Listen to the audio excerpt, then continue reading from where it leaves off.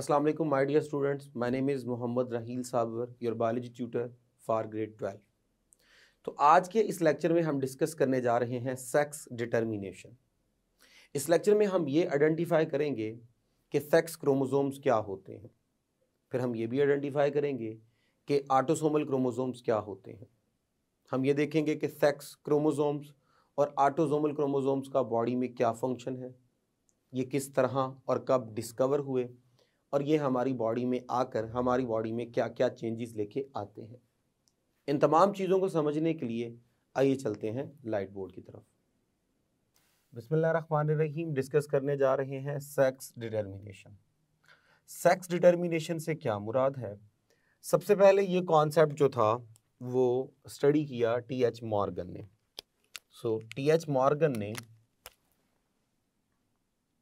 Morgan ने workout on sex and autosomal chromosomes। इन दोनों के ऊपर टी.एच. मॉर्गन ने काम किया। अब एक्सपेरिमेंट्स बेसिकली परफॉर्म किए गए ऑन ड्रोसोफिला,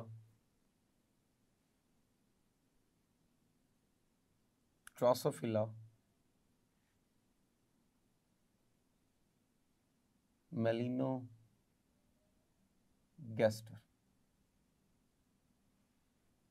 ड्रोसोफिला मेलिनोगैस्टर जो था ये फ्रूट फ्लाई का साइंटिफिक नेम है। उसके ऊपर कुछ एक्सपेरिमेंट्स परफॉर्म किए गए।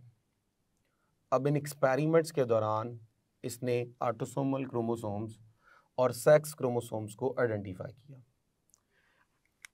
अगर हम बात करें इनमें नंबर ऑफ क्रोमोसोम्स की, तो इसमें 8 क्रोमोसोम्स होते हैं।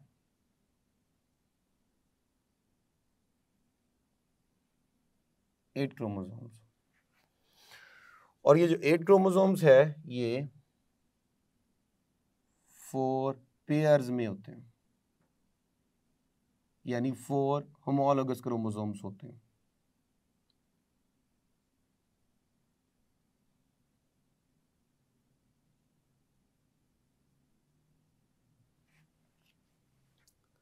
जब इन होमोलोगस क्रोमोसोम्स को ऑब्जर्व किया गया तो जो फर्स्ट 3 पेयर्स थे वर सेम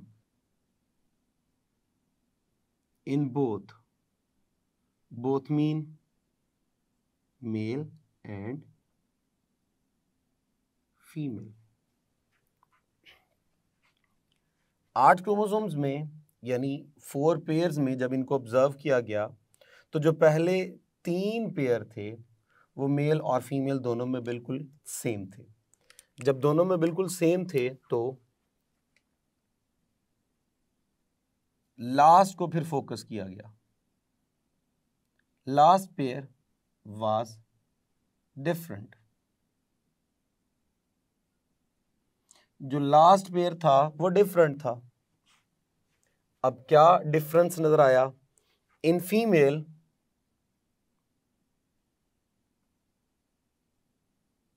बोथ वर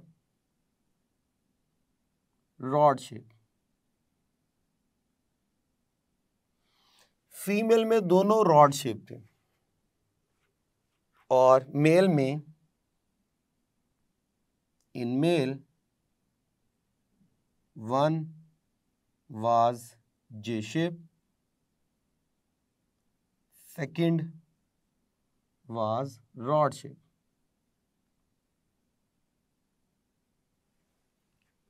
इसका मतलब ये हुआ कि मेल में वो जो फोर्थ है वो दोनों एक दूसरे से भी डिफरेंट है और वो फीमेल से भी क्या है, डिफरेंट है। और फीमेल में जो लास्ट वाला पेयर था वो ऊपर वाले तीनों से डिफरेंट था, लेकिन आपस में वो दोनों क्रोमोसोम्स क्या थे, मैच थे, दोनों रॉड शेप थे। फीमेल में इन रॉड शेप क्रोमोसोम्स को एक्स क्रोमोसोम्स का नाम दिया गया। एक्स क्योंकि दोनों बिल्कुल सेम थे। जबकि मेल में छोटे वाले क्रोमोसोम को Y और रॉड शेप क्रोमोसोम जो कि थोड़ा बड़ा था उसको X क्रोमोसोम का नाम दिया, यानी XY क्रोमोसोम्स का नेम दिया गया। अब जब ऑब्जर्व किया गया कि मेल और फीमेल में पहले 3 क्रोमोसोम्स बिल्कुल सेम हैं, जबकि बाकी अगर लास्ट पेयर की बात करें तो लास्ट पेयर दोनों में डिफरेंट है, तो यहाँ पे ये कंक्लूजन निकाला गया कि हो सकता है कि सेक्स का रिलेशन भी इन्हीं आखिरी 2 क्रोमोसोम्स पे डिपेंड करता हो। जितनी भी ड्रोसोफिला जो है वो ऑब्जर्व की गई, उन सब के अंदर मेल और फीमेल के अंदर 8 क्रोमोसोम यानी 4 पेयर थे। पहले 3 बिल्कुल सेम थे, आखिरी जो पेयर था वो दोनों में डिफरेंट था। मेल में दोनों क्रोमोसोम एक दूसरे से डिफरेंट और फीमेल में दोनों क्रोमोसोम बिल्कुल क्या थे, सेम। तो बहुत एक्सपेरिमेंट्स के बाद ये एस्टिमेशंस जो थी वो लगाई गई कि ज़रूर ये जो आखिरी क्रोमोसोम है they must have last pair must have genes for sex determination, कि जरूर इनके ऊपर सेक्स को डिटरमाइन करने वाले क्या होंगे, जीन्स होंगे। इसके बाद फर्दर ह्यूमंस को ऑब्जर्व किया गया।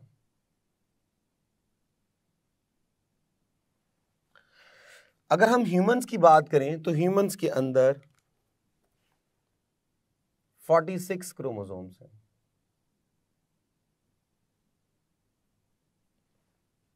जिनमें 23 होमोलोगस क्रोमोसोम्स हैं, यानी पेयर हैं। अब इन 23 क्रोमोसोम्स में अगर हम आए इन फीमेल और इन मेल, तो जो फर्स्ट 22 पेयर हैं ऑल आर सेम, वो मेल और फीमेल दोनों में बिल्कुल सेम है। लेकिन अगर हम लास्ट पेयर की बात करें, लास्ट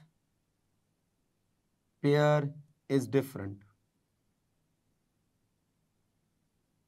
लास्ट पेयर बिल्कुल क्या है, डिफरेंट है। अब क्या डिफरेंस है, in female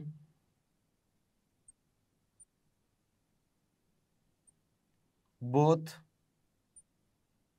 are same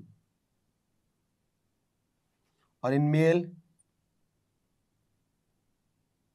one small one large. जो स्मॉल वाला है उसको नेम असाइन किया गया y और बड़े वाले को x। यहाँ पे दोनों सेम थे, दोनों को नेम असाइन किया गया x।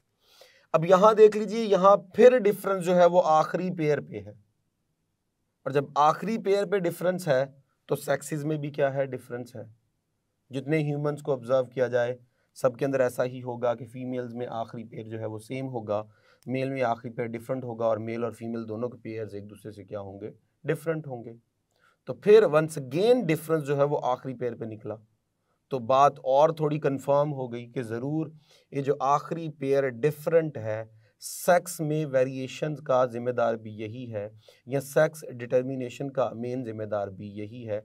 और अब तो क्रोमोसोम Y के ऊपर एक जीन भी डिस्कवर हो चुका है जिसे हम बोलते हैं SRY जीन, जिसे हम बोलते हैं sex determining reason of Y। यहां से निकला है SRY। तो SRY बेसिकली एक जीन है जो कि Y क्रोमोसोम के ऊपर प्रेजेंट होता है, और इस जीन की वजह से मेल कैरेक्टर डेवलप होता है।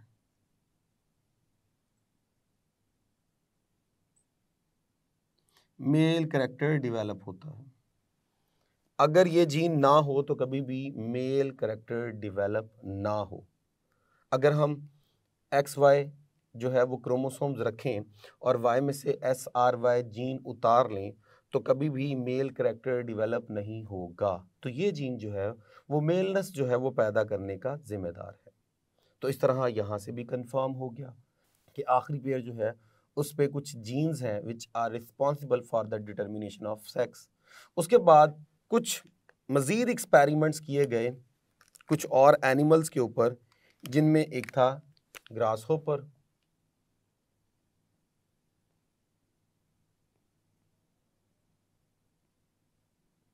ग्रास होपर, अब ग्रास होपर में देखें तो उसके अंदर 24 क्रोमोसोम्स हैं, लेकिन ये 24 क्रोमोसोम्स में भी फर्दर वेरिएशंस हैं। अगर हम आए इन फीमेल तो फीमेल में 24 क्रोमोसोम्स हैं और 12 पेयर्स बनेंगे जी ये हमारे पास। और अगर हम आते हैं इन मेल तो यहाँ पे 23 क्रोमोसोम्स हैं। इन 23 क्रोमोसोम्स को अगर हम देखें तो यहाँ पे 11 पेयर्स बनेंगे और जो 12th वाला होगा इज अनपेयर्ड, उसका कोई पेयर रिसीव नहीं होता। इसका मतलब ये हुआ कि यहाँ पे सारे के सारे जो हैं वो पेयर्ड क्रोमोसोम हैं। Even last one is also paired, जिसे XX का नेम दिया गया। और यहाँ पे लास्ट इज अनपेयर्ड, जिसे X0 का नेम दिया गया।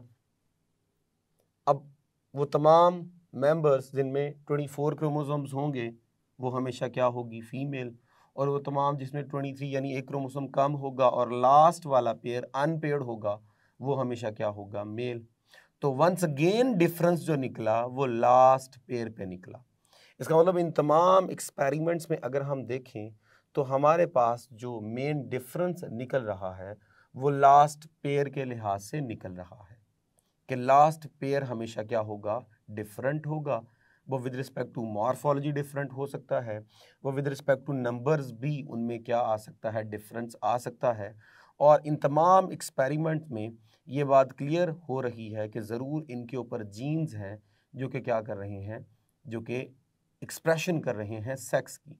तो फाइनली फिर कंक्लूड किया गया कि वो जो लास्ट पेयर हैं वो बेसिकली क्या है, सेक्स क्रोमोसोम्स। तो फिर इस तरह दो क्रोमोसोम्स के ग्रुप बनाए गए कि क्रोमोसोम्स दो तरह के होते हैं।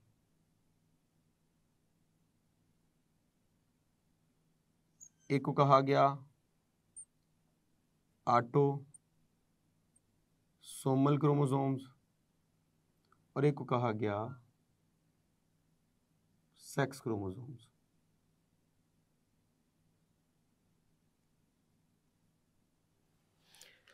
Autosomal chromosomes which are same in all, और हमेशा इनमें क्या होगा, do not contribute in sex determination।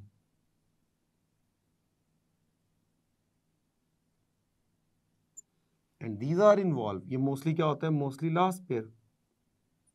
Last pair in all, और ये इन्वॉल्व होता है इन सेक्स डिटर्मिनेशन। और दो ही हमारे पास जो हैं वो सेक्स क्रोमोसोम्स होते हैं, एक जिन्हें कहा जाता है X क्योंकि फीमेल में दोनों X होंगे, और फीमेल में एक एक्स और एक होता है वाई।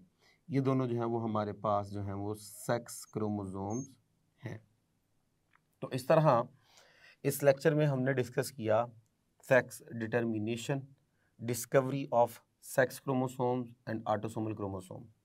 ये क्वेश्चन जो है वो आपने ऑब्जेक्टिव सेंस में तैयार करना है। ये लॉन्ग के लिए इतना इम्पॉर्टेंट नहीं है, लेकिन इसमें कुछ पॉइंट ऑब्जेक्टिव के जो हैं वो आपको याद रखने हैं कि ड्रोसोफिला के अंदर कितने पेयर्स हैं होमोलोगस क्रोमोसोम्स के, ये आपको एमसीक्यू के पॉइंट ऑफ व्यू से याद रखना है। इसके अलावा जो ह्यूमंस हैं उनमें जो लास्ट पेयर है फीमेल में क्या है और मेल में क्या है, ये भी आपको पता होना चाहिए। इसके अलावा ग्रासहॉपर में मेल में एक क्रोमोसोम कम होता है, ये आपको एमसीक्यू के पॉइंट ऑफ व्यू से लर्न करना है। और ये जो क्रोमोसोम्स की दो टाइप हैं on the base of functions, autosomal chromosome और सेक्स क्रोमोसोम, ये आपको शॉर्ट क्वेश्चंस के तौर पे रेडी करनी है। तो इस तरह ये टॉपिक कंप्लीट हुआ। होप सो आपको समझ आई होगी। अब तक के लिए इतना ही, इजाज़त दीजिए फॉर नेक्स्ट लेक्चर।